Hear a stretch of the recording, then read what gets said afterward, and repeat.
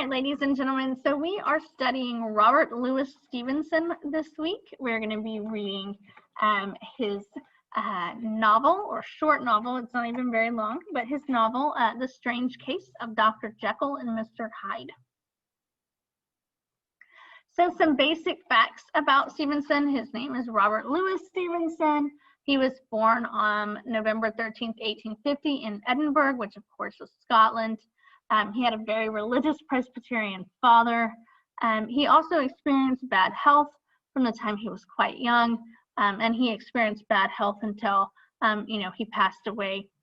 His father wanted him to be an engineer and kind of follow in his footsteps, but he refused, so they compromised, and he actually went to law school. He actually passed the Scottish bar exam in 1875, but of course never actually practiced law because he decided to travel around everywhere he could and go on adventures and write stories and poetry and became a writer. And he was quite well liked as well, and he was very clever and very charming, and he was well liked at the time, and he was another author who was quite famous even during his lifetime. He did marry Fanny Osborne, who was an American, so he did travel to America. She was actually from California. And they got married and started really traveling the world in about 1879. And so they traveled and he wrote, and they eventually settled in Samoa, where he lived out the rest of his days. And he really enjoyed the locals there and the sense of community that they had. He did die of a cerebral hemorrhage in 1894. I believe he was about 44 years old. So we're going to be reading The Strange Case of Dr. Jekyll and Mr. Hyde, which is a novel, but it is also very short. So there's about 100 pages or so. So it's not too bad. This story came to Stevenson in a dream. He wrote the first draft in 3 days in a kind of a feverish state of mind. He was pretty sick,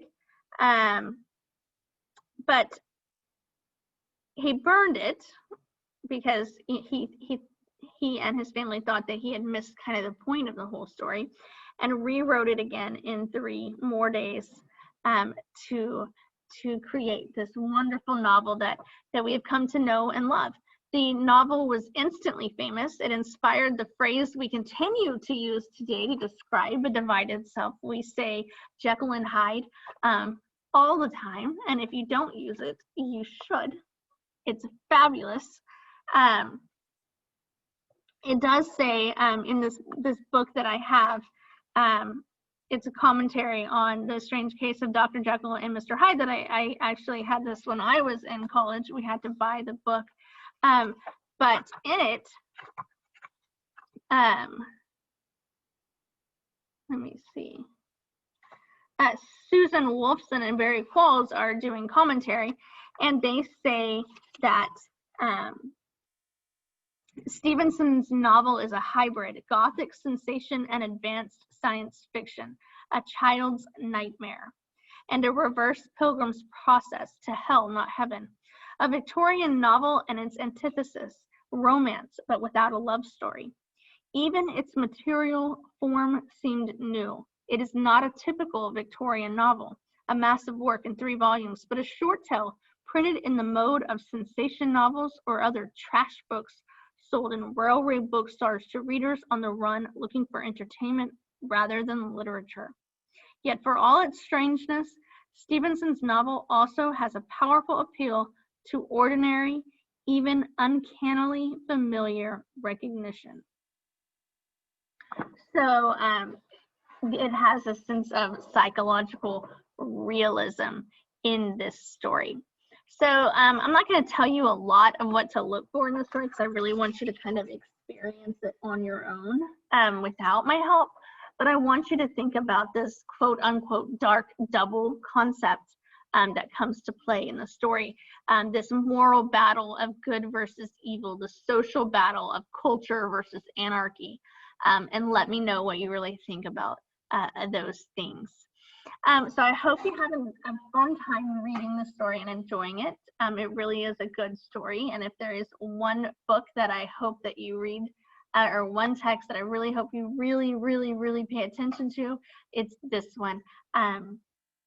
So please take your time and read it carefully, and then complete your writing assignment. You also have a quiz on it. And let me know if you have any trouble, if you need any help, or if you just want to discuss it with me. I would love that. So email me, come see me, talk to me in class, whichever you prefer. But if y'all have any questions, let me know. Y'all have a great rest of your week.